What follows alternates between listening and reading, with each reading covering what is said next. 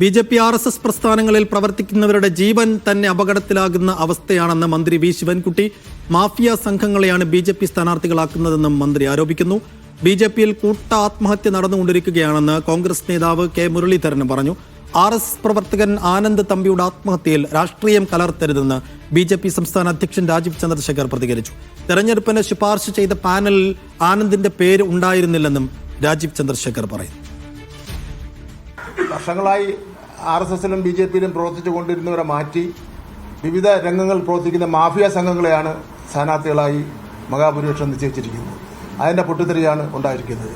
BJPയിലെ ഇപ്പോൾ ഒരു കൂട്ട ആത്മഹത്യ നടന്നുകൊണ്ടിരിക്കുന്നത്. ഇപ്പോൾ അവർക്ക് നേരിടുന്ന ഏറ്റവും വലിയ വെല്ലുവിളി എന്ന് പറയുന്നത് പറയാൻ ആരുമില്ല. ഇപ്പം രാജീവ് ചന്ദ്രശേഖരനെ കണ്ടാൽ ഇംഗ്ലീഷിലും ഹിന്ദിയിലും ചീത്ത വിളിച്ചിട്ട് അവർ വിട്ടു. ഞങ്ങളുടെ പ്രോസസ്സിൽ ഒരു വീഴ്ച എന്തെങ്കിലും ഉണ്ടെങ്കിൽ ഞാൻ അതിന് വിടില്ല, അതൊന്ന് നോക്കണം എന്ന് ഞാൻ കൃത്യമായൊരു ഡയറക്ഷൻ കൊടുത്തിട്ടുണ്ട്. ഞങ്ങൾ ഒരു റെസ്പോൺസിബിൾ പാർട്ടീൻ്റെ ഞങ്ങളത് അന്വേഷിക്കും. ഞങ്ങൾ അതിൻ്റെ വീഴ്ച എന്തെങ്കിലും ഉണ്ടെങ്കിൽ ഞങ്ങളത് വിടില്ല.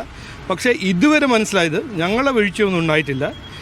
ഈ പൊളിറ്റിസൈസ് ചെയ്യുന്ന ഈ പാർട്ടികൾക്ക് എനിക്ക് പറയാനുള്ളത്, നിങ്ങൾ ചെയ്ത കാര്യങ്ങളൊന്നും മറക്കാൻ പാടില്ല.